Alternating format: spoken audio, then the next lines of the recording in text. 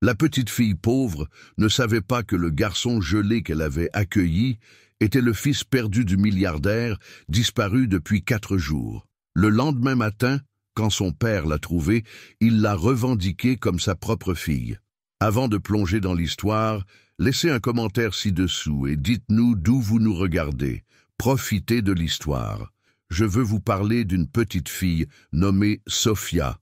Elle avait 7 ans avec des cheveux blonds emmêlés et des chaussures tenues ensemble par l'espoir et le désespoir. Sophia vivait dans une caravane décrépite aux abords de Lyon, en France. Le type d'endroit où le vent siffle à travers les fissures des murs et où le chauffage fonctionne à peine quand on en a le plus besoin.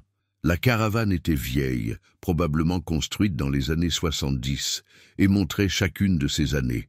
Les murs étaient minces, mal isolés contre le froid brutal de l'hiver. Le toit avait des réparations où les tuiles d'origine s'étaient détériorées depuis longtemps. La mère de Sophia l'avait laissée avec sa grand-mère il y a 3 ans, promettant de revenir quand les choses s'amélioreraient. Elle a dit que c'était temporaire. Elle a dit qu'elle allait chercher du travail à Marseille, économiser de l'argent et ensuite revenir chercher Sophia. La grand-mère de Sophia y avait cru. Sophia aussi au début. Mais les choses ne se sont jamais améliorées. Sa mère n'a jamais appelé, n'a jamais envoyé de carte postale, n'a jamais envoyé d'argent. Elle a simplement disparu comme si elle avait été effacée du monde. Sa grand-mère avait élevé Sophia du mieux qu'elle pouvait avec un maigre chèque de retraite. Elles ont appris à étirer chaque euro pour faire des miracles à partir de rien. La grand-mère de Sophia lui avait enseigné comment préparer un repas avec du riz, des haricots et tous les légumes en promotion à la boutique de l'Euro. Elles ont passé de longues nuits d'hiver à jouer aux cartes à la lumière des bougies pour économiser l'électricité. Sa grand-mère chantait pour elle, lui racontait des histoires et lui promettait que la vie s'améliorerait un jour. Mais la vie ne s'est pas améliorée. Elle a empiré. La grand-mère de Sophia est décédée dans une froide matinée de février, il y a 3 ans, peu avant que Sophia ne soufflât ses 7 bougies. Elle s'est couchée en toussant et ne s'est jamais réveillée. Sophia l'a découverte ce matin-là, déjà froide. Sophia n'a pas compris ce qui s'était passé au début. Elle pensait que sa grand-mère dormait. Elle s'est assise à côté d'elle pendant des heures en attendant qu'elle se réveille avant de finalement comprendre que quelque chose allait fondamentalement mal. Après cela, tout a changé. L'État ne savait rien de Sophia. Il n'y avait personne pour la signaler aux autorités. Les voisins savaient vaguement qu'une vieille femme vivait là, mais après l'enterrement de sa grand-mère, une petite affaire triste payée par la charité, ils ont supposé que la caravane était vide. Sophia était intelligente, plus intelligente que les autres enfants de son âge. Elle savait comment se cacher, comment être invisible. Elle a verrouillé la porte de la caravane. Elle a dit à son professeur que sa grand-mère était malade et ne pouvait pas assister aux événements scolaires. Quand l'école essayait d'appeler, Sophia répondait au téléphone et prétendait être la soignante de sa grand-mère. Chaque jour, Sophia se réveillait dans cette caravane gelée et se préparait pour l'école. L'école était son sanctuaire. C'était chaud, c'était sûr. Elle s'asseyait en classe, absorbant la chaleur comme si c'était un article de luxe, s'enveloppant dans la chaleur comme dans une couverture. Elle mangeait lentement son déjeuner gratuit, délibérément, savourant chaque bouchée car elle ne savait pas quand viendrait son prochain repas. Le déjeuner scolaire était souvent le seul vrai repas qu'elle mangeait de toute la journée.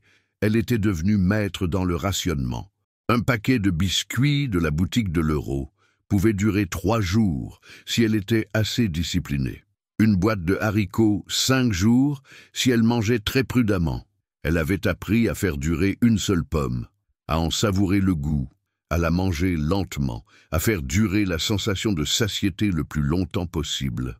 Mais c'était maintenant décembre, le décembre le plus froid que la France ait connu en 20 ans. Les prévisions météorologiques avertissaient de températures dangereusement basses. Les nuits étaient brutales, descendant à un chiffre et en dessous. Les familles se blottissaient ensemble dans leur maison chaude. Le petit radiateur de Sophia, une vieille chose malmenée que sa grand-mère avait laissée, avait cessé de fonctionner il y a des semaines. Elle a essayé de le réparer, a regardé des vidéos YouTube sur son ordinateur portable fourni par l'école sur la façon de réparer les appareils, Mais c'était au-delà du salut.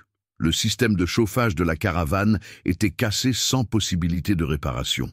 Elle s'enroulait dans chaque couverture qu'elle pouvait trouver, chaque morceau de tissu de la caravane. Elle portait 3 couches de vêtements pour dormir. Elle tremblait pendant la nuit, se demandant si le matin arriverait, se demandant si son corps resterait assez chaud pour survivre jusqu'à l'aube. Cette nuit particulière, le 23 décembre, alors que la neige commençait à tomber, inhabituellement pour Lyon qui recevait rarement de la neige, Sophia était recroquevillée sous 3 couvertures, portant un manteau d'hiver à l'intérieur de la caravane, quand elle entendit quelque chose. Un petit bruit, presque comme des pleurs, mais si faible qu'elle pensait l'imaginer. Le vent hurlait dehors, et elle se demandait si le bruit était juste le vent lui jouant des tours aux oreilles, mais quelque chose en elle l'a fait écouter plus attentivement. Elle s'est levée, ses pieds nus touchant le sol gelé de la caravane, et s'est dirigée vers la fenêtre. Ses pieds étaient engourdis. Elle ne pouvait plus les sentir. À travers le verre gelé, elle pouvait à peine distinguer une forme. Une petite silhouette vacillante dans la neige à environ 30 pieds de sa caravane. Un autre enfant. Le cœur de Sophia s'est complètement arrêté. Elle avait vécu dans cette caravane pendant 3 ans, et elle n'avait jamais vu un autre enfant dans ce secteur. Surtout pas en hiver. Qui aurait un enfant dehors, par ce froid, dans le noir, sans veste, sans chaussures appropriées? Elle a ouvert la porte grinçante, et le vent l'a frappée comme une force physique, lui coupant le souffle. Le froid dépassait tout ce qu'elle avait jamais expérimenté. C'était le type de froid qui brûle, qui fait mal aux poumons quand on respire. À environ 20 pieds de distance, partiellement enterré dans la neige, il y avait un petit garçon. Il ne pouvait pas avoir plus de 5 ans. Il portait des vêtements chers, un jean de marque, une chemise en soie qui était déchirée et sale, un pull en cachemire qui devait avoir coûté plus d'argent que la famille de Sophia n'en avait jamais vu. Mais ils étaient trempés de neige et d'eau de fonte. Ses lèvres étaient bleues, presque violettes. Ses petits poings étaient serrés si fort que les articulations de ses doigts semblaient blanches, comme s'il tenait quelque chose d'invisible. Ses yeux étaient défocalisés, vitreux. Cet enfant était en train de mourir. « Bonjour !» cria Sophia, ses propres dents claquant si fort qu'elle pouvait à peine former les mots. Le garçon la regarda avec des yeux qui contenaient une tristesse et une confusion indescriptibles. Puis ses yeux se révulsèrent et il s'effondra dans la neige. Son petit corps devint complètement mou. Sophia n'a pas pensé. Les enfants de 7 ans ne devraient-ils pas prendre des décisions de vie ou de mort? Ils ne devraient pas savoir quoi faire quand ils trouvent un enfant mourant dans la neige. Mais Sophia avait survécu seule pendant 3 ans. Sophia avait appris ce que signifiait la survie. Elle courut vers la nuit, gelée, pieds nus, portant seulement un manteau fin, et traîna le garçon dans sa caravane avec une force qu'elle ne savait pas posséder. Elle verrouilla la porte derrière eux et l'enveloppa immédiatement dans chaque couverture qu'elle avait. Chaque morceau de tissu de sa maison devint un outil pour maintenir cet enfant en vie. Le garçon était inconscient, tremblant violemment, tout son corps convulsé par le froid. Sophia n'avait pas de téléphone. Elle n'avait aucun moyen de demander de l'aide. Il n'y avait pas de connexion Internet dans la caravane. Tout ce qu'elle avait était son instinct de survie de 7 ans, le même instinct qui l'avait maintenue en vie ces 3 dernières années. Cet instinct qui lui avait enseigné comment préparer des repas simples, comment gérer un budget serré, comment rester caché d'un système qui l'aurait placé dans le système d'accueil. Elle a pris une décision qui changerait à jamais les 2 vies, une décision qui résonnerait à travers l'éternité. Elle a délicatement déshabillé le garçon, retirant ses vêtements mouillés et chers. Son corps était dangereusement froid. Elle avait appris en regardant des vidéos en ligne sur l'hypothermie que les vêtements mouillés étaient dangereux. Elle l'a enveloppé dans ses couvertures les plus chaudes, celles qu'elle avait gardées pour les nuits les plus froides, et l'a tenue près d'elle, partageant sa propre chaleur corporelle. Elle avait appris il y a longtemps que la chaleur humaine était le remède le plus puissant du monde. Elle s'est allongée avec lui toute la nuit, lui chuchotant, même s'il ne pouvait pas l'entendre, même s'il était inconscient. « Tu es en sécurité maintenant », lui chuchotait-elle, encore et encore. Je ne sais pas d'où tu viens, mais tu es en sécurité avec moi. Je te le promets, je ne laisserai rien t'arriver. Tu vas aller bien, tu vas survivre à ça. Je ne te laisserai pas mourir, je te le promets. » Elle tenait le garçon contre sa poitrine, sentant son cœur battre lentement, devenir moins frénétique. Elle sentit la température de son corps augmenter graduellement à mesure que sa propre chaleur se transférait à lui. Les heures passèrent. La nuit semblait interminable. À un moment donné, elle s'est rendue compte qu'elle pleurait, des larmes coulant sur son visage, tandis qu'elle tenait le fils de cet étranger dans ses bras. Elle avait passé 3 ans seule, se disant qu'elle n'avait besoin de personne, qu'elle était assez forte pour survivre seule. Mais en tenant cet enfant, elle a compris quelque chose de fondamental sur la connexion humaine. Cet enfant avait besoin d'elle, et d'une certaine manière, elle avait aussi besoin de lui. À mesure que la nuit avançait, le tremblement du garçon diminuait graduellement. Sa respiration devint plus régulière. Son corps cessa de convulser. Au matin, quand le soleil commença à se lever et à projeter une lumière pâle à travers les fenêtres de la caravane, ses yeux s'ouvrirent. Il était vivant. « Où suis-je » demanda-t-il, sa voix rauque et faible, juste un murmure. « Tu es en sécurité » dit simplement Sophia. « Je t'ai trouvé dans la neige hier soir. »« Mais quel est ton nom » Le garçon la regarda longuement, essayant de faire la mise au point de ses yeux, essayant de comprendre où il était et qui était cette fille. « Mon nom est Lucas. Je ne sais pas où est mon papa. Je ne sais pas comment je suis arrivé ici. C'est tout confus. » Sophia apporta de l'eau du robinet, bien qu'elle sortît froide. Elle ouvrit sa dernière boîte de soupe à la tomate, sa préférée, et la fit chauffer sur son petit poêle. Elle la partagea avec lui cuillerée par cuillerée, s'assurant qu'il ne mangeait pas trop vite, s'assurant que son estomac pouvait supporter la chaleur et la nutrition. Elle ne posa pas de questions. Elle lui donna simplement ce dont il avait besoin. Elle avait appris que parfois, la chose la plus importante que tu pouvais faire pour quelqu'un était de fournir les besoins de base de la survie sans jugement ni interrogatoire. Pendant que Lucas mangeait lentement, ses yeux devenant plus focalisés, il a commencé à se souvenir de fragments de ce qui s'était passé. Ses souvenirs étaient confus, traumatiques, déconnectés. « Il y avait un homme, » dit-il, sa petite voix tremblante. « Un mauvais homme. Il m'a retiré de ma chambre. Il a dit qu'il m'emmenait. Il a dit que mon papa méritait de souffrir. Il a dit qu'il allait faire souffrir mon papa de la manière qu'il avait souffert. Nous étions dans une voiture sombre. J'avais tellement peur. Puis nous nous sommes arrêtés dans une maison. C'était sombre. Il m'a laissé seul un moment. Je pouvais voir la porte. J'ai juste couru. J'ai couru aussi vite que je pouvais.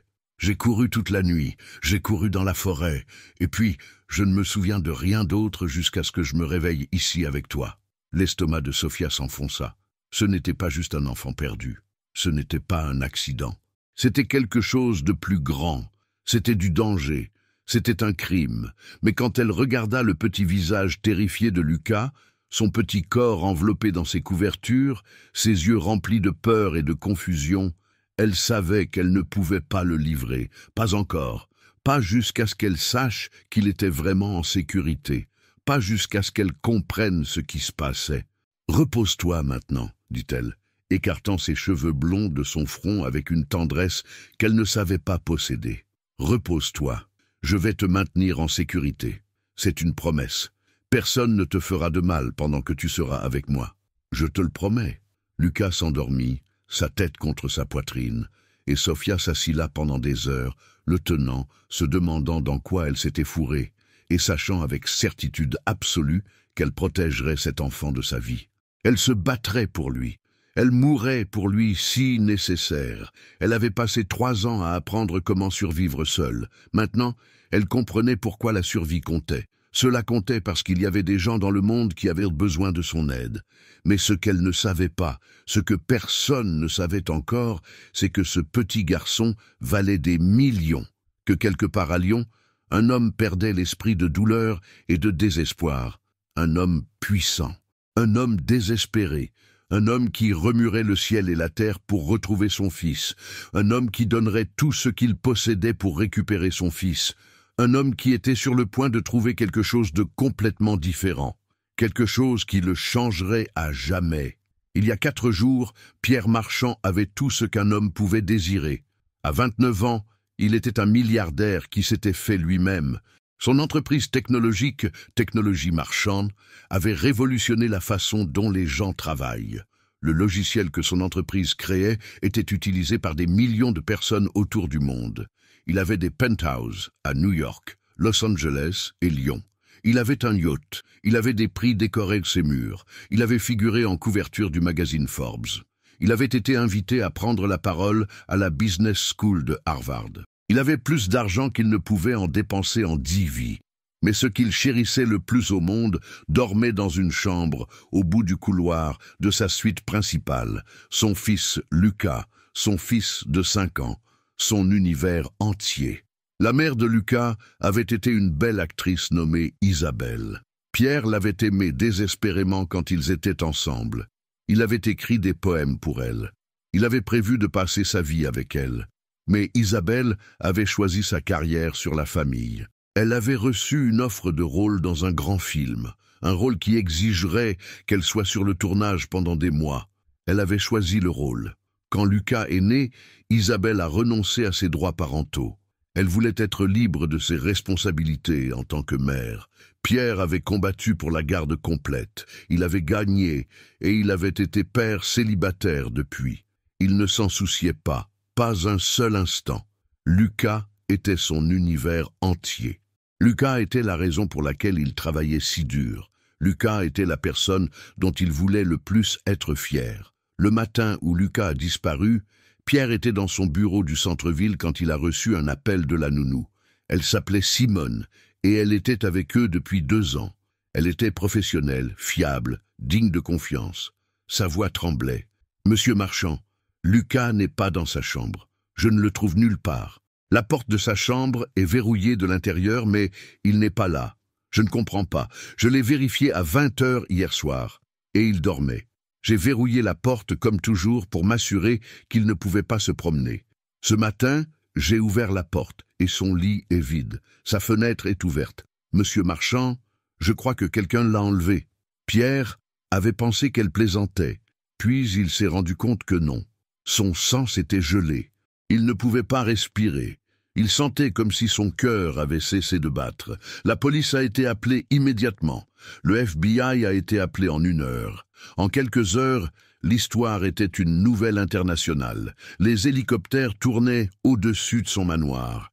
Les fourgonnettes de nouvelles s'alignaient sur les rues devant sa propriété. La manchette criait « Fils de 5 ans du PDG milliardaire disparu du manoir verrouillé à Lyon ».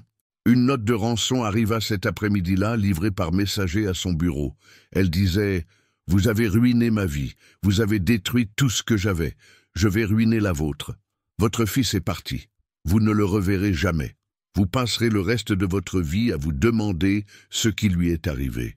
Vous passerez chaque nuit à vous demander s'il est vivant ou mort. Vous passerez tous les jours en agonie comme je l'ai fait. » Elle était signée par un homme nommé Marc Lefebvre, un ancien employé que Pierre avait renvoyé il y a 3 ans pour détournement.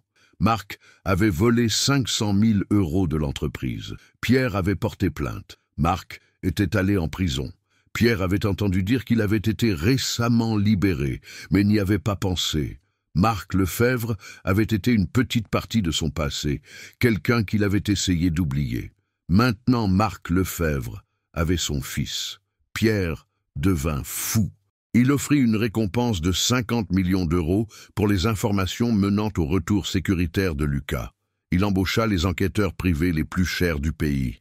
Il passa chaque moment à chercher, prier, négocier avec un Dieu en lequel il n'avait jamais cru avant. Il fit des promesses à Dieu. Il promit de changer sa vie, de donner sa fortune, de devenir un homme meilleur. Si seulement Dieu ramenait son fils en sécurité. Les jours s'étendirent en ce qui semblait une éternité. Chaque jour sans Lucas était un jour d'agonie pure. Pierre ne pouvait pas dormir. Il ne pouvait pas manger. Il perdit 30 livres en 4 jours. Son équipe s'inquiétait pour lui.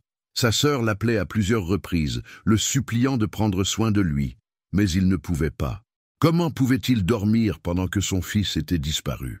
Comment pouvait-il manger pendant que son fils pouvait être en train de mourir de faim? Comment pouvait-il faire quelque chose d'autre que de chercher son fils? Le matin du 5e jour, tandis que Pierre était assis dans son bureau regardant une photo du visage de Lucas, Lucas souriant, Lucas riant, Lucas vivant et en sécurité, son chef de la sécurité l'appela avec un indice. « Monsieur, nous avons un indice. » Quelqu'un qui correspond à la description de Lucas a été vu près du quartier abandonné aux abords de la ville. Une femme sans abri a dit qu'elle avait vu un enfant dans une caravane. Elle a dit que l'enfant semblait terrifié. Elle a dit qu'il y avait une jeune fille avec lui, peut-être 7 ou 8 ans. Elle a dit qu'elle avait entendu la fille chanter pour l'enfant, essayant de le maintenir calme. Pierre n'hésita pas. Il monta dans sa voiture et conduisit comme un homme possédé, son cœur battant si fort qu'il pensait qu'il pouvait exploser hors de sa poitrine. Il a dépassé les limites de vitesse. Il a brûlé les feux rouges. Il a conduit comme si sa vie en dépendait, comme si la vie de son fils en dépendait, car elle en dépendait. Le quartier était pire qu'il l'avait imaginé. Caravanes délabrées, maisons barricadées, neige soufflant à travers les rues vides, pauvreté et désespoir visibles dans chaque détail. Son équipe de sécurité avait la radio avant. Il savait où chercher. La femme sans abri avait donné des directions. Pierre s'arrêta devant une caravane qui semblait qu'elle pourrait s'effondrer si quelqu'un éternuait fort. Il pouvait voir une petite lumière à la fenêtre, de la fumée sortant d'une ventilation. Quelqu'un était dedans. Il sortit de la voiture avant qu'elle s'arrête. Il n'a pas frappé. Il ne pouvait pas attendre de frapper. Frapper exigeait de la patience. La patience était un luxe qu'il n'avait pas. Il poussa la porte et elle s'ouvrit. Et là, dans un lit improvisé dans un coin, était son fils. Lucas était éveillé. Il était pâle, maigre, mais vivant. Plus que vivant, il était chaud. Il était tenu par une petite fille aux cheveux blonds. La fille leva les yeux sur Pierre avec d'énormes yeux, terrifiée et défiante à la fois, comme si elle était prête à protéger cet enfant de son propre corps, si nécessaire. « Papa !» cria Lucas, et il se lança vers Pierre avec le type de désespoir que seul un enfant disparu peut avoir. Pierre tomba à genoux, et Lucas s'écrasa dans ses bras. Pierre tenait son fils comme s'il était fait de verre filé, comme s'il pouvait disparaître s'il le lâchait. Il le tenait comme si sa vie en dépendait. « Bébé, bébé, je suis là, tu es en sécurité, tu es en sécurité. » Pierre sanglotait, répétant les mêmes mots encore et encore, tout son corps tremblant d'émotion. Lucas pleurait aussi. « Papa, j'avais tellement peur, j'avais tellement froid, et puis Sophia m'a trouvé, Sophia m'a sauvé, elle m'a maintenu au chaud, elle m'a donné à manger, elle m'a promis que j'étais en sécurité. » Pierre regarda la fille, et pour la première fois la vit vraiment. Elle était minuscule, impossiblement minuscule. Ses vêtements étaient usés, ses cheveux étaient emmêlés et sales. Il y avait une sagesse dans ses yeux qu'aucun enfant de 7 ans ne devrait avoir. Il y avait une force dans sa petite charpente qui semblait impossible. « Toi, » dit Pierre, sa voix tremblante, « qu'est-ce que tu as fait ?» Sophia parlait doucement, sa voix ferme, malgré sa peur évidente. « Je l'ai trouvé dans la neige hier soir. Il allait mourir, alors je l'ai amené dedans. » Pierre se leva, tenant toujours Lucas, et regarda la caravane. Vraiment regarder, la pauvreté, les tentatives désespérées de rester au chaud, l'absence de parents ou de responsables, la preuve qu'un enfant avait vécu ici seul, des boîtes de conserve, un sac à dos d'école, une pile de livres scolaires. « Où sont tes parents ?» demanda-t-il. Le visage de Sophia se ferma. « Ils ne sont pas ici. »« Où ?»« Ils ne sont pas ici, » dit-elle fermement, son petit menton se levant avec défi. Lucas était seul. Je l'ai aidé. C'est tout ce qui compte. Pierre regarda son fils. Lucas regardait Sophia avec gratitude et affection qui brisa le cœur de Pierre en 1000 morceaux.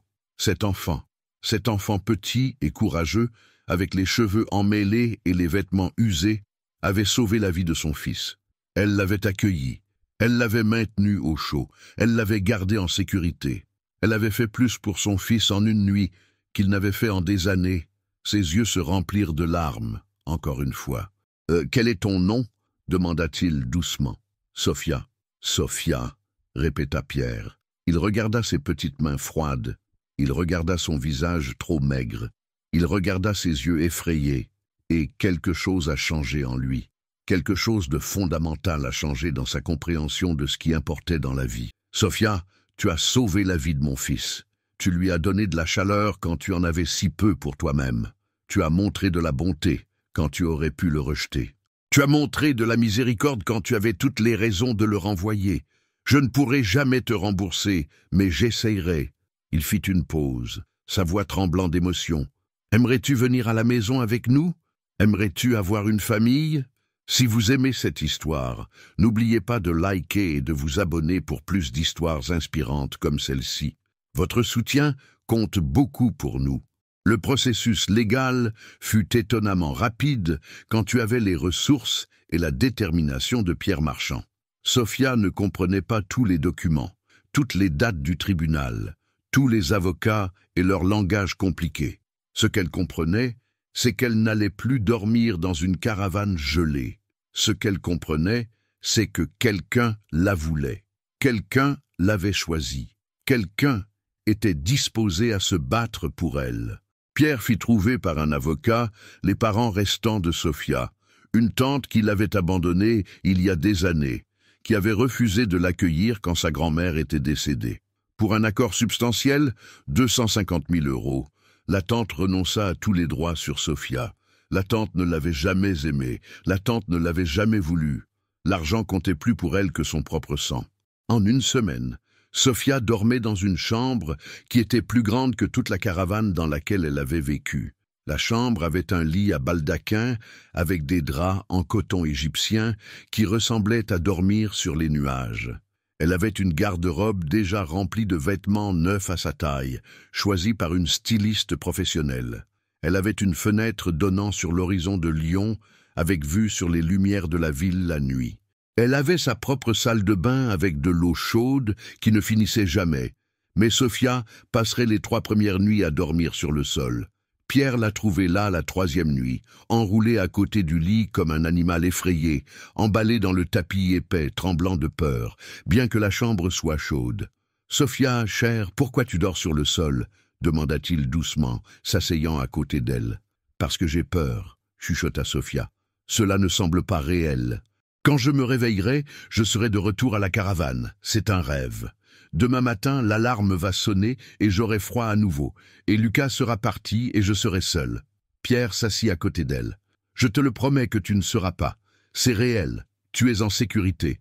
Tu es à la maison maintenant. C'est une promesse que je te fais. Une promesse que je ne briserai jamais.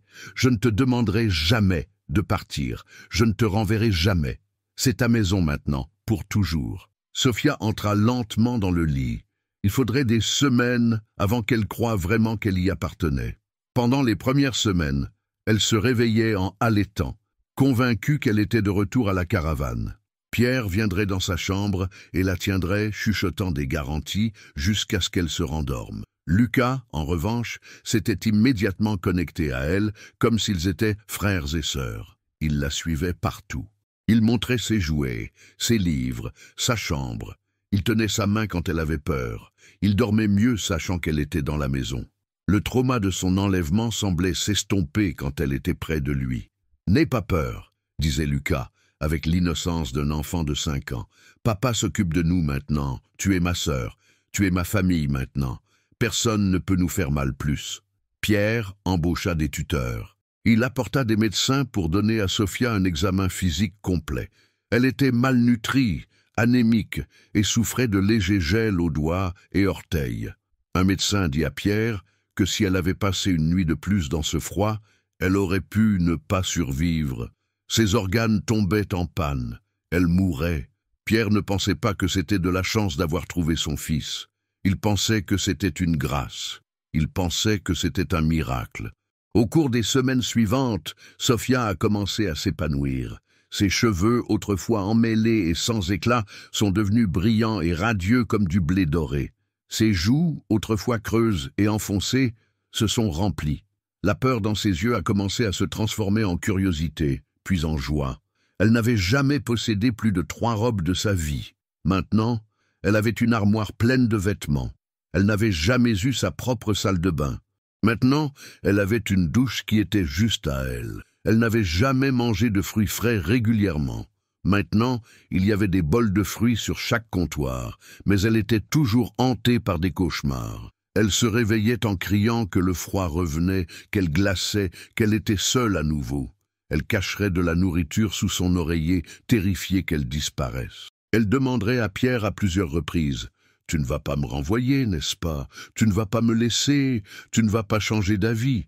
Et Pierre la tiendrait et dirait « Jamais, jamais. Tu es ma fille maintenant, Sophia. Tu comprends? Non seulement légalement, non seulement parce que les papiers le disent, tu es ma fille dans mon cœur. Tu seras toujours ma fille. C'est permanent. C'est pour toujours. Rien que tu pourrais faire ne me ferait jamais te renvoyer. » Un jour, tandis que Sophia se regardait dans le miroir de sa nouvelle salle de bain, voyant son propre reflet, clairement peut-être pour la première fois, vraiment se regardant, la fille qui avait survécu seule, la fille qui avait sauvé un étranger, elle posa à Pierre une question qui changerait tout. « Monsieur Marchand. »« Sophia, » interrompit doucement Pierre, « tu ne penses pas qu'il est temps de m'appeler papa ?» Les yeux de Sophia s'agrandirent. Elle regarda ses mains. « C'est permis, c'est d'accord, je peux t'appeler comme ça. Les papas ne devraient pas être, je ne sais pas, biologiques? Ne devraient-ils pas être des gens qui étaient là depuis le début? C'est plus que d'accord, dit Pierre. C'est ce que je veux plus que toute autre chose au monde. C'est ce que j'attendais que tu dises. Tu as sauvé ma vie, Sophia. Tu as sauvé la vie de mon fils. Tu es ma fille de toutes les façons qui comptent. Tu es ma fille parce que je te choisis. Tu es ma fille parce que je t'aime. Je veux que tu m'appelles papa. Sophia le regarda à nouveau dans le miroir. D'accord, dit-elle doucement. D'accord, papa. Plus tard, cette semaine-là, Pierre rendit cela officiel. Il embaucha le meilleur avocat en droit de la famille de la région. Les documents d'adoption ont été traités rapidement. Sophia Marchand n'était plus une enfant en accueil. Ce n'était plus une enfant du système. C'était légal, irrévocable, définitivement sa fille. L'État a reconnu, la loi a reconnu, plus important, son cœur a reconnu. Le juge qui a finalisé l'adoption avait les larmes aux yeux quand il a signé les papiers. Il avait été juge pendant 30 ans. Il avait présidé d'innombrables batailles de garde, procès de divorce et différends familiaux. Mais ce cas était différent. Ce cas concernait l'amour transcendant les circonstances. Ce cas concernait un homme choisissant de sauver un enfant qui n'était pas biologiquement le sien. Ce cas concernait le pouvoir de la bonté humaine. « J'ai l'honneur de finaliser cette adoption, » dit le juge. « C'est une des plus belles choses que j'ai jamais été témoin. Sophia, tu es officiellement la fille de Pierre Marchand. Pierre, tu es officiellement le père de Sophia. Que vous trouviez tous deux joie, paix et amour dans cette nouvelle famille que vous créez ensemble. » Les nouvelles locales ont capturé l'histoire. Le PDG milliardaire de technologie adopte la fille qui a sauvé la vie de son fils. L'histoire devint virale sur les réseaux sociaux en quelques heures. Les hashtags tendirent. Les médias du monde entier l'ont couvert. Les gens ont été touchés par elle. C'était un conte de fées dans un monde qui avait désespérément besoin de contes de fées. Les gens écrivaient des poèmes à ce sujet. Les gens faisaient des vidéos à ce sujet. Les célébrités partageaient l'histoire avec leurs millions de followers. Les musiciens écrivaient des chansons sur le courage de Sophia. Les artistes créaient des peintures représentant le moment où Sophia a trouvé Lucas dans la neige. Il devint un symbole d'espoir et de rédemption, un rappel qu'une personne pouvait changer le cours de l'histoire. Sophia a reçu des milliers de lettres de personnes du monde entier. Elles partageaient leurs propres histoires de difficultés et de survie. Elles parlaient de comment l'histoire de Sophia les avait inspirés à être plus courageux, plus gentils, plus compassionnés. Elles parlaient de comment son exemple les avait motivés à aider les autres, à voir la valeur dans chaque vie humaine. Une femme au Japon écrivit comment l'histoire de Sophia l'avait inspirée à adopter un enfant du système d'accueil.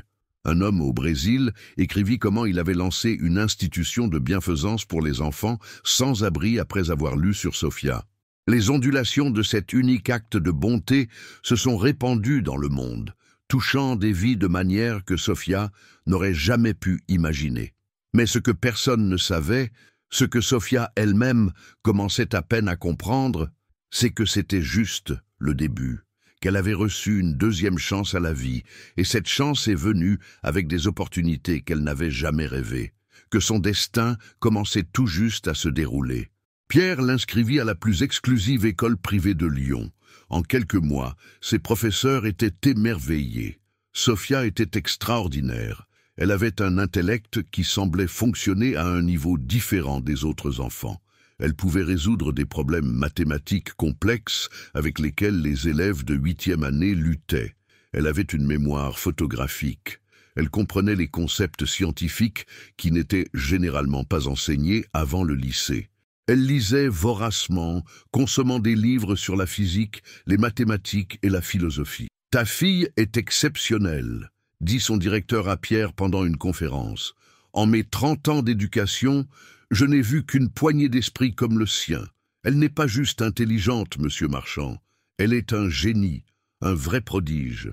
Je recommanderais un placement avancé dans tous les sujets. Je recommanderais un enseignement privé des éducateurs les plus avancés que nous puissions trouver. Elle a le potentiel de faire des choses que très peu d'êtres humains peuvent faire. » Pierre n'était pas surpris.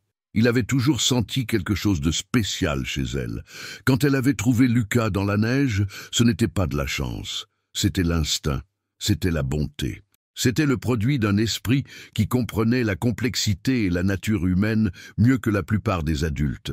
À mesure que les mois se transformaient en un an, Sophia s'est transformée d'une enfant de la rue traumatisée en une jeune fille confiante. Elle avait un père qui l'aimait.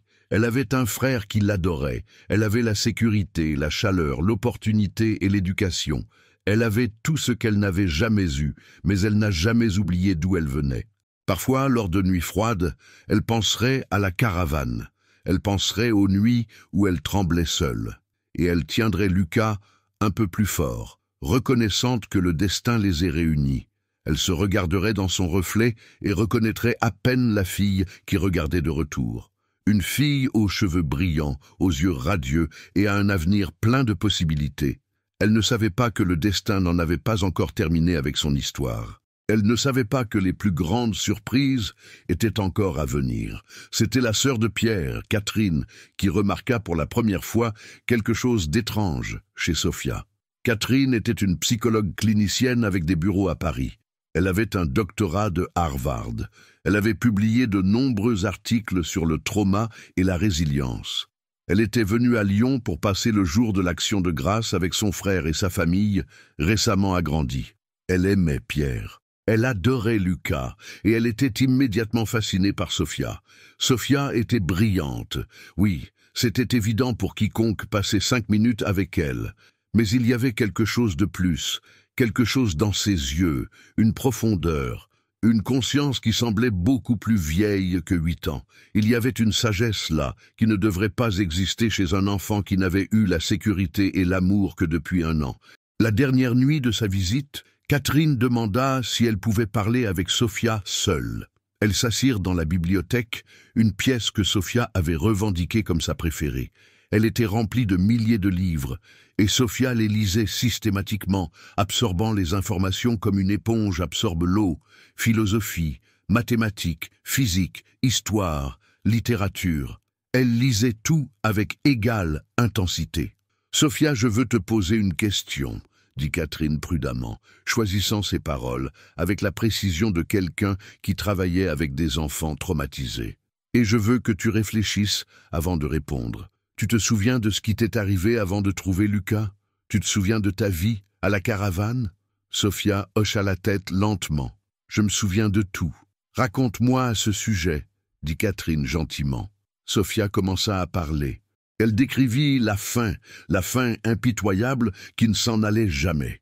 Le froid, la peur, la conscience que personne ne viendrait la sauver.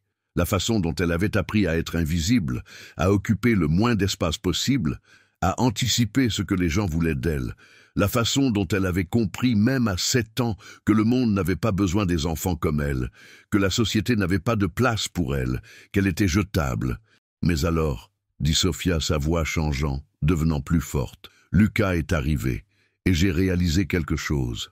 Quoi? Demanda Catherine, se penchant en avant. Que je n'étais pas destinée simplement à survivre, dit Sophia. J'étais destinée à faire quelque chose d'important. Quand j'ai trouvé Lucas dans la neige, ce n'était pas un accident. C'était comme si je devais être là, comme si tout avancement m'y menait, comme si toute ma vie m'avait préparé à sauver une autre personne. Et en le sauvant, je me suis sauvé. Catherine sentit des frissons parcourir sa colonne vertébrale. Dans son expérience professionnelle, ce type de conscience existentielle chez un enfant de 8 ans était sans précédent. C'était le type d'introspection qu'il fallait des décennies de thérapie pour que les adultes atteignent. Sophia, tu penses à l'avenir, à ce que tu veux faire quand tu grandis. Sophia hocha la tête. Je veux aider les gens comme j'ai aidé Lucas, mais pas juste une personne. Je veux aider beaucoup de gens. Je veux m'assurer qu'aucun autre enfant n'ait à geler et mourir de faim. Je veux m'assurer que personne ne soit laissé en arrière. Personne ne soit oublié. Personne ne doive survivre seul. Catherine regarda cet enfant petite et composée avec une âme ancienne, et elle eut une pensée qui l'effraya un peu. Cette fille pourrait changer le monde. Cette fille avait le potentiel de faire quelque chose de remarquable. Après que Catherine soit partie, elle appela Pierre. Nous devons parler de l'éducation de Sophia. L'escolarité conventionnelle ne suffira pas pour elle. Elle n'est pas juste intelligente, Pierre. Elle est destinée à quelque chose d'extraordinaire. Pierre écouta tandis que sa sœur esquissait un plan. Enseignement privé en mathématiques avancées, physique et philosophie. Programme à l'université locale. Mentorat de certains des esprits les plus brillants du pays. Formation en leadership et changement social. Tu es en train de créer une leader, dit Catherine à Pierre, peut-être même une visionnaire. Ne gaspille pas ce potentiel. Pierre prit le conseil de sa sœur au sérieux. Au cours des 2 années suivantes, la vie de Sophia s'est transformée en quelque chose comme une masterclass dans le développement du génie. Elle a travaillé avec des tuteurs qui lui ont enseigné le matériel de niveau universitaire. Elle a assisté à des conférences à l'université de Lyon. Elle a commencé à publier des articles sur l'éducation mathématique dans des revues examinées par des pairs. À 10 ans, elle avait déjà contribué aux conversations académiques dans lesquelles la plupart des adultes n'avaient jamais participé. Mais Pierre s'assurait que le génie de Sophia ne venait jamais au détriment de son enfance. Il l'apprenait ainsi que Lucas, en vacances. Il assistait aux événements scolaires. Il s'assurait qu'il savait que le succès et l'amour n'étaient pas mutuellement exclusifs. Il s'assurait qu'il comprenait que l'intelligence sans compassion était vide. Un jour, quand Sophia avait 10 ans, elle posa à Pierre une question qui était clairement en son esprit depuis un certain temps. « Papa, pourquoi m'as-tu gardé? Tu n'avais pas à le faire. Tu aurais pu me remercier et me renvoyer au système, mais tu ne l'as pas. Pourquoi ?» Pierre y réfléchit attentivement. Il voulait être honnête. Il s'assit avec elle et prit ses petites mains dans les siennes. « Parce que quand je t'ai regardé dans cette caravane, dit-il, j'ai vu quelque chose au-delà de la gratitude. J'ai vu une fille qui n'avait rien et qui était disposée à risquer tout pour sauver un étranger. Ce type de caractère, ce type de bonté, c'est rare, Sophia. Plus rare que l'intelligence, plus rare que le talent, plus rare que n'importe quoi que l'argent puisse acheter. Je voulais le cultiver. Je voulais te donner toutes les opportunités pour devenir qui tu es destiné à être. » Il fit une pause, rassemblant ses pensées. « Mais aussi parce que tu es ma fille, non pas par gratitude ou obligation, parce que je t'aime, parce que tu appartiens avec nous, parce que le jour où je t'ai rencontré était un des meilleurs jours de ma vie, parce que tu m'as montré ce qui compte vraiment. Tu m'as montré que tout mon argent, tout mon succès, toutes mes réalisations ne signifiaient rien comparé à l'acte simple de sauver la vie de quelqu'un. » Sophia resta silencieuse pendant très longtemps. Puis elle dit « Je suis heureuse d'avoir trouvé Lucas dans la neige. »« Moi aussi, » dit Pierre. « Moi aussi, cher. » Quand Sophia avait 12 ans, Pierre décida d'emmener ses 2 enfants en vacances dans les Alpes suisses. Il loua un chalet privé, et pendant 2 semaines, ils ont existé dans une bulle de bonheur parfait, isolés des demandes et des attentes du monde. Lucas avait maintenant 14 ans, élancé et athlétique avec les yeux tranchants de son père et les cheveux noirs de sa mère. Il commençait déjà à montrer des signes d'héritage de la perspicacité commerciale de son père, son esprit stratégique, sa capacité à voir des solutions où les autres ne voyaient que des problèmes. Mais il avait aussi hérité quelque chose de Sophia, un dévouement féroce à aider les autres, un engagement à utiliser son intelligence et son privilège pour le bien. Sophia était brillante et belle, avec un calme qui attirait les gens vers elle. Elle s'était transformée en une jeune femme avec une confiance tranquille, un sens qu'elle connaissait sa place dans le monde et était déterminée à la remplir avec un but. Elle lisait encore voracement, repoussant toujours les limites de ce qu'on s'attendait qu'une fille de 12 ans sache. Elle avait commencé à écrire des articles sur la politique sociale, sur l'économie de la pauvreté, sur les systèmes qui piégeaient les enfants dans des cycles de désespoir. Une nuit, tandis que Pierre observait ses enfants jouer dans la neige, en dehors du chalet, il fut frappé par une pensée profonde qui se développait dans son esprit depuis des années. Sophia et Lucas n'étaient pas juste des frères et sœurs au sens traditionnel. Ils étaient des âmes sœurs. Ils s'étaient sauvés mutuellement. Ils avaient changé irrévocablement les vies l'un de l'autre. Sans Sophia trouvant Lucas cette nuit-là, Lucas serait mort. Sans Pierre trouvant Lucas, Sophia vivrait toujours dans une caravane gelée, son génie non reconnu, son potentiel inexploité. Et sans trouver tous les deux, Pierre aurait resté un homme vide, réussi sur le papier, mais vide dans son âme, mesurant sa valeur par les gains trimestriels plutôt que par l'amour qu'il donnait et recevait. Cette nuit-là, après que les enfants étaient endormis, Pierre s'assit avec une bouteille de vin et pensa à sa vie. Il était un milliardaire. Il avait tout ce qu'il avait toujours voulu. Mais ce qu'il valorisait le plus était la famille inattendue que le destin lui avait donnée. Il prit son téléphone et appela son avocat. « Je veux réviser mon testament, » dit-il. « Je veux m'assurer que si quelque chose m'arrive, Sophia est complètement protégée. Je veux qu'elle ait accès égal à tout, l'entreprise, les propriétés, les comptes, tout. »« Monsieur Marchand, es-tu sûr ?» demanda son avocat prudemment. « Légalement parlant, elle est ta fille adoptive. La plupart des individus riches créent un fonds séparé pour les enfants adoptifs. C'est la pratique standard. »« Je me fiche de la plupart des individus riches, » dit Pierre fermement. « Elle est ma fille également. C'est comment ce sera, sans fonds séparés, sans distinction. Sophia Marchand est ma fille, et elle mérite d'être traitée exactement comme les fils biologiques seraient traités. Change le testament. » L'avocat fit les changements. Quand Pierre s'est réveillé le lendemain matin, il s'est rendu compte qu'il avait pris la bonne décision. Sophia n'était pas juste sa fille adoptive. Elle était la réponse à une question qu'il posait toute sa vie. Qu'est-ce que cela signifiait vraiment d'avoir de l'importance? Qu'est-ce que cela signifiait de créer un héritage qui ne concernait pas seulement l'argent et le succès, mais l'amour et la famille? Qu'est-ce que cela signifiait être un être humain? Cet après-midi-là, Pierre appela Sophia dans son bureau privé. « Chère, je veux te dire quelque chose, » dit-il, « quelque chose d'important. » Sophia s'assit devant lui, ses yeux intelligents curieux. « J'ai pensé à quelque chose, » continua Pierre, « à propos de la façon dont notre famille s'est unie, à propos des choix que nous avons tous faits, et je me rends compte que tu as toujours su la vérité sur d'où tu venais. Tu te souviens de la caravane, tu te souviens du froid, tu te souviens d'être seule. » Sophia hocha la tête. « Oui, parfois je rêve de ça, mais ça ne me fait plus peur. Je suis heureux, » dit Pierre, « car je veux que tu saches une autre chose. L'entreprise, l'argent, tout cela, c'est tout secondaire. Ce qui compte, c'est que tu sois ici, que tu sois ma fille, que je puisse te voir devenir la femme que tu es destinée à être. » Pierre se leva et s'approcha d'une fenêtre qui donnait sur le paysage suisse. « Je veux que tu me promettes quelque chose, » dit-il. « Promets-moi que peu importe ce qui se passe, peu importe combien d'argent tu as ou combien de pouvoir tu gagnes, promets-moi que tu n'oublieras jamais d'où tu viens. Promets-moi que tu utiliseras n'importe quel don que tu aies pour aider les gens, toutes les gens, pas seulement ceux qui comptent pour la société, mais ceux qui ne comptent pas, les oubliés, les invisibles, ceux qui vivent dans des caravanes dans la neige. » Sophia se leva et embrassa son père. « Je le promets, » chuchota-t-elle.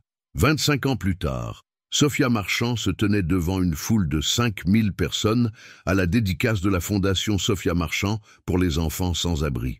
Elle avait 37 ans maintenant, portant une robe noire simple, ses cheveux blonds tirés vers l'arrière simplement. Elle avait l'intelligence de son père et la bonté de sa mère, la bonté qu'elle avait héritée, non de la biologie, mais de l'expérience, d'apprendre ce que signifiait sauver une autre personne.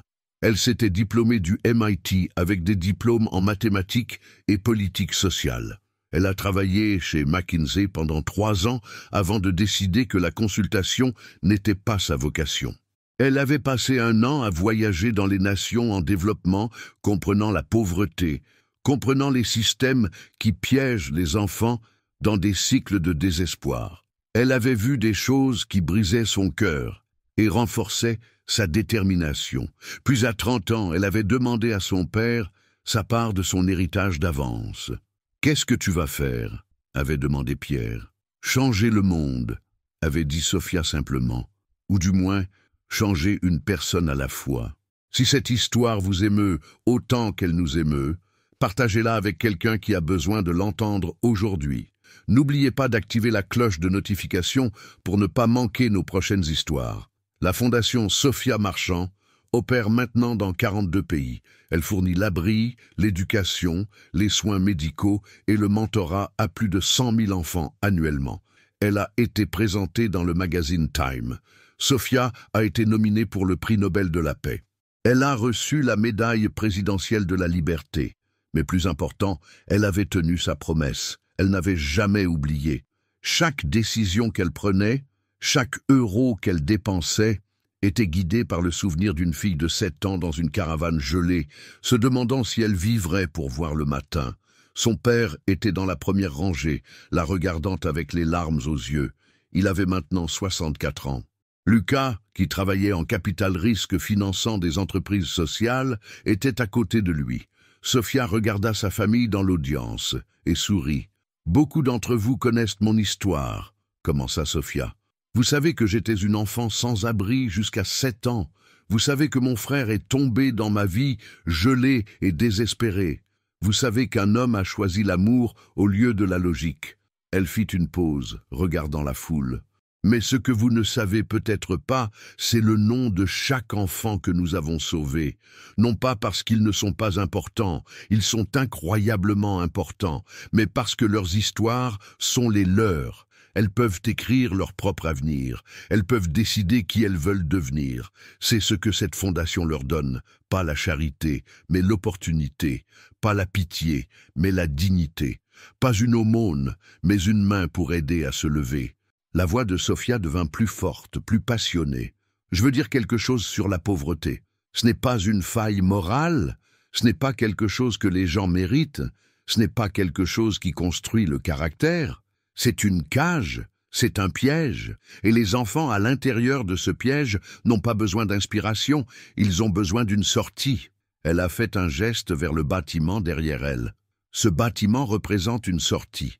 Pour chaque enfant qui dort ici cette nuit, il dort sachant que demain, ils auront le petit déjeuner. Ils auront quelqu'un à qui parler. Ils auront quelqu'un qui croit en eux. Et cela fait toute la différence. Sophia pensait à son propre voyage d'une fille de 7 ans dans une caravane gelée, à une femme debout devant des milliers dirigeant une fondation qui avait changé plus de 100 000 vies. La trajectoire semblait impossible, mais cela s'était produit.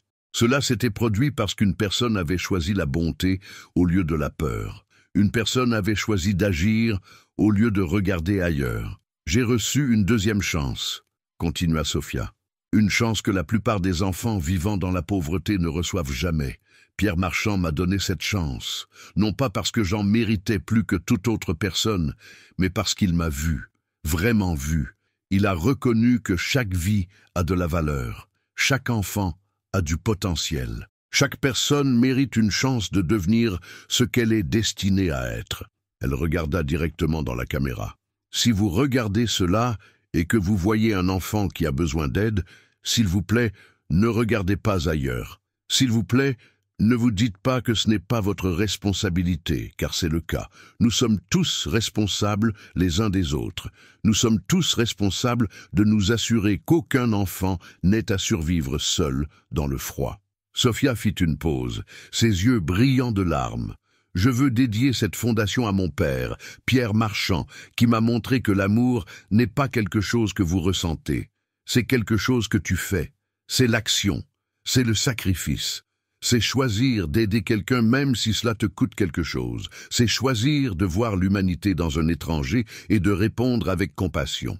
Elle s'est tournée pour regarder Pierre dans la première rangée et leurs yeux se sont rencontrés. Merci, papa. Merci de m'avoir sauvé la vie. Merci de m'avoir donné une famille. Merci de m'avoir appris ce que cela signifiait vraiment d'avoir de l'importance. La foule a éclaté, les gens pleuraient, certains étaient debout et applaudissaient, certains étaient à genoux, émus par la puissance de ses paroles et le poids de son histoire. C'était plus qu'une cérémonie de dédicace. C'était un moment de transformation. C'était un moment où les gens sentaient l'appel à être mieux, à faire plus, à aider ceux qui avaient besoin d'aide. Après la cérémonie, tandis que Sophia était félicitée par les dignitaires et les membres du conseil de la fondation, Pierre la trouva. Il l'a tirée dans un coin tranquille, loin des caméras et des foules. « Je suis tellement fier de toi », dit-il simplement. « Non pas pour ce que tu as réalisé, mais pour qui tu es. Tu es devenue exactement la personne que j'ai toujours su que tu pouvais être. » Sophia embrassa son père fermement. « Je n'aurais rien pu faire de tout cela sans toi, » dit-elle. « Sans Lucas. Sans la deuxième chance que vous m'aviez tous les deux donnée. » Plus tard cette nuit-là, Sophia s'assit seule dans son bureau au siège de la fondation. Sur son bureau, il y avait des photos. Une de la caravane où elle avait vécu, préservée comme un mémorial. Une de Pierre trouvant Lucas dans ses bras. Une du jour de son adoption. Une de sa graduation du MIT, une de l'ouverture de la fondation, une d'elle recevant la médaille présidentielle de la liberté du président des États-Unis, une vie documentée en photographie de rien à tout. Elle pensa à la femme qui lui avait donné la vie, sa mère biologique. Elle était partie, oui, mais elle avait laissé à Sophia quelque chose de précieux, l'instinct, l'intuition. La compréhension que la connexion humaine était plus précieuse que toute autre chose, que l'amour vrai, pouvait transcender les circonstances et changer les vies. Pierre frappa sur le cadre de la porte. « Je pensais que je te trouverais ici, » dit-il. « Bonjour, papa, » dit Sophia. « Viens t'asseoir. » Pierre s'assit devant elle dans une chaise qui l'attendait. Ils s'assirent en silence pendant un moment, juste étant ensemble, juste existant dans cet espace qu'ils avaient créé ensemble. « Je voulais te remercier, » dit Sophia, « pour tout. De croire en moi, de voir quelque chose chez moi que je ne pouvais pas voir chez moi, de me choisir, de m'aimer. » Pierre secoua la tête. « Sophia, tu as sauvé ma vie. Tu as sauvé la vie de Lucas. Tu as sauvé les vies de centaines de milliers. Je ne t'ai donné que rien, sauf une maison et un nom. Tu as fait le reste tout seul. Ce n'est pas vrai, dit Sophia. Tu m'as donné quelque chose de plus important que cela. Tu m'as donné la permission d'être moi-même. Tu m'as donné l'espace pour devenir ce que j'étais destiné à être. Tu m'as montré que l'amour est un choix. Tous les jours, tu as choisi de m'aimer, même quand c'était difficile, même quand j'avais des cauchemars, même quand je ne croyais pas que je méritais l'amour, tu m'as aimé de toute façon. » Pierre tendit la main à travers la table et prit la main de sa fille. « Tu te souviens du jour où je t'ai trouvé ?» demanda-t-il. « Chaque détail, » dit Sophia. Je me souviens du froid, je me souviens de ton visage quand tu as vu Lucas. Je me souviens de me sentir terrifiée et pleine d'espoir à la fois. Je suis entrée dans cette caravane, espérant trouver mon fils, dit Pierre. À la place, j'ai trouvé quelque chose que je ne savais pas que j'avais besoin. Une fille qui comprenait quelque chose sur l'amour que j'ai passé ma vie entière à chercher. Tu m'as enseigné que l'amour n'est pas transactionnel. Ce n'est pas à propos de ce que vous recevez, c'est à propos de ce que tu donnes librement. Les yeux de Pierre se remplirent de larmes. Tu as changé ma vie, Sophia. Toi et Lucas, vous m'aviez donné l'opportunité d'être meilleur, d'être plus humain, de comprendre ce qui compte vraiment. Sophia fit le tour de la table et embrassa son père. Nous nous sommes sauvés les uns les autres, dit-elle. C'est ce que je pense qui s'est passé. Nous étions tous perdus de différentes façons et nous nous sommes trouvés dans la neige. Et d'une certaine façon, ce moment a changé tout. Les deux s'assirent ensemble dans ce bureau avec vue sur la ville où tout avait commencé. La ville de Lyon. Le lieu où une fille pauvre dans une caravane avait trouvé un garçon gelé dans la neige.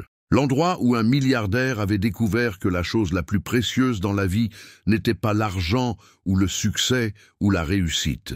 C'était l'amour. L'endroit où 3 personnes brisées se sont trouvées et se sont transformées en une famille. Pierre prit son téléphone et montra quelque chose à Sophia.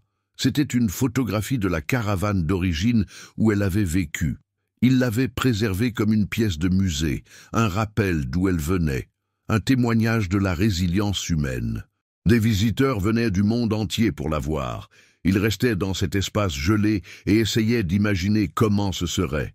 Comment une fille de 7 ans aurait survécu là? Comment elle avait eu le courage de sauver un autre enfant? Comment un acte de bonté avait changé le cours de l'histoire? « Tu sais ce que j'ai fait ?» demanda Pierre. « Quoi ?» dit Sophia. « J'ai acheté le terrain, » dit Pierre. « Tout. Cette fondation est construite sur le même lopin de terre où se tenait ta caravane. Je voulais transformer cet endroit du désespoir en un endroit d'espoir. Je voulais que les générations futures sachent que de l'obscurité, la lumière peut émerger, que de la pauvreté, le but peut être trouvé, que de la perte, l'amour peut fleurir. » Sophia sentit les larmes couler sur son visage. Elle ne le savait pas. Elle pensait que la fondation était construite ailleurs. Mais bien sûr, Pierre ferait quelque chose comme ça. Il prendrait l'endroit où elle avait souffert et le transformerait en un lieu où des milliers d'enfants trouveraient la sécurité et l'espoir. Chaque fois qu'un enfant passe par ces portes, continua Pierre, ils marchent sur un terrain sanctifié par ton courage. Ils reçoivent de l'aide parce que tu as choisi d'aider Lucas cette nuit. Ils sont en sécurité parce que tu as eu assez de courage pour agir. Sophia regarda par la fenêtre le bâtiment en dessous d'elle, aux enfants qui se déplaçaient à travers lui, aux bénévoles qui travaillaient sans relâche pour donner à ses enfants un avenir meilleur. Elle pensait à l'interconnexion de tout. Comment une décision dans une nuit froide avait résonné à travers le temps et l'espace, touchant les vies de manière qu'elle n'aurait jamais pu imaginer. « C'est beau, papa », chuchota-t-elle. « C'est vrai », dit Pierre. « C'est pour ça que c'est beau. » D'où, tandis que Sophia et Pierre s'embrassaient dans ce bureau, le quart de travail de nuit de la fondation fonctionnait en silence. Dans l'abri en dessous, les enfants mangeaient des repas chauds préparés par des bénévoles. Ils dormaient dans des lits propres, ils étaient en sécurité, ils étaient aimés, chaque enfant avait une histoire, chaque enfant avait survécu à quelque chose, chaque enfant avait le potentiel de changer le monde, tout comme Sophia. Et quelque part à Lyon, dans une froide nuit de décembre, un autre enfant regarderait le ciel et se demanderait si quelqu'un l'aiderait, se demanderait s'il avait de l'importance, se demanderait s'il y avait un sens à continuer. Et en raison de Sophia, en raison de Pierre, en raison du miracle qui avait commencé avec un petit acte de bonté toutes ces années auparavant, la réponse serait oui. Oui, quelqu'un a de l'importance. Oui, tu as de l'importance. Oui, tu mérites d'être en sécurité. Oui, ta vie a de la valeur. L'amour était la force la plus puissante de l'univers. Pas le type romantique nécessairement, mais le type féroce, protecteur, transformateur. Le type qui ne demande rien et qui donne tout. Le type qui pouvait sauver une vie. Le type qui pouvait changer le cours de l'histoire humaine. Sophia avait appris cela quand elle avait 7 ans, debout dans une caravane gelée, tenant un autre enfant dans ses bras.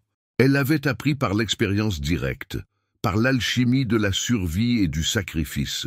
Elle avait appris non par des paroles ou des leçons, mais par la conscience fondamentale que la vie d'une autre personne comptait plus que son propre confort. C'était l'essence de l'amour, c'était la définition de l'héroïsme, et elle passa le reste de sa vie à le prouver au monde.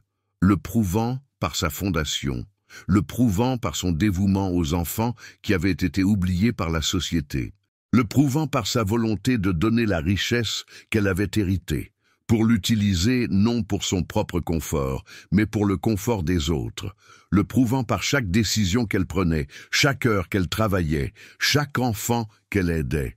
L'histoire de Sophia Marchand n'était pas un conte de fées. Bien que cela semblait l'être, c'était une histoire vraie.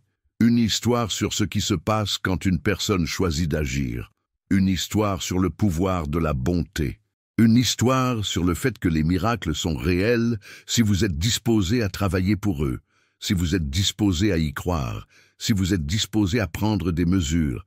C'était une histoire sur les gens ordinaires faisant des choses extraordinaires. C'était une histoire sur la résilience de l'esprit humain. C'était une histoire sur ce que cela signifiait aimer quelqu'un tellement que vous sacrifieriez votre propre sécurité, votre propre confort, votre propre avenir pour eux. Et peut-être qu'en lisant cette histoire, vous comprendrez quelque chose de fondamental sur vous-même.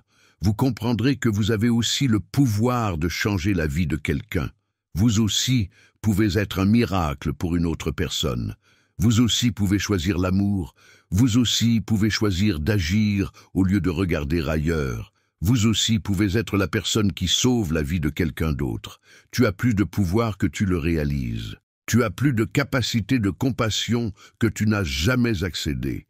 Tu as la capacité de transformer toute l'existence de quelqu'un d'un seul acte de bonté. Pense au moment de ta vie quand quelqu'un t'a montré de la miséricorde. Pense aux personnes qui ont cru en toi quand tu ne croyais pas en toi-même. Pense aux fois où un simple acte de bonté a changé la trajectoire de toute votre existence. Ces moments comptent, ces gens comptent. Ils ont façonné qui tu es aujourd'hui.